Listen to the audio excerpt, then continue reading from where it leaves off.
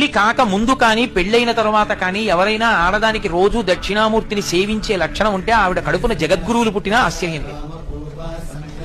శృంగేరి పీఠాధిపత్యం వహిస్తున్నటువంటి భారతీ తీర్థస్వామి వారు వాళ్ళ అమ్మగారి కడుపుని ఎందుకు పుట్టారో తెలుసా? ఒకసారి నేను శృంగేరి వెళ్ళినప్పుడు హరిప్రసాద్ గారు నన్ను భారతీ తీర్థస్వామి వారి అమ్మగారి దగ్గరికి తీసుకెళ్లారు.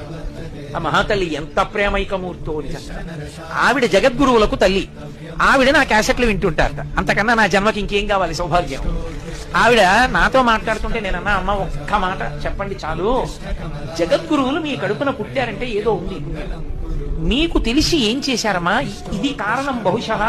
ఏమంటే శృంగేరికి పీఠాధిపత్యంలో కూర్చోడం అంటే మాట్లాడండి, అది సార్వభౌమ పీఠం, అపరశంకరాచార్యులు వారు, నడిచే శారద మాట్లా. ఎలా ఏ కారణానికి మీ కడుపున ఆయన పుట్టారని మీరు అనుకుంటున్నారమ్మా అన్నాను. అబ్బే నాన్న నాకేం తెలుసు నాన్న, నేనేం చేశాను నాన్న, అది ఇది కాదమ్మా, మీకు తెలియకుండా ఉండదు, ఏదో ఉంది. ఏ పుణ్యా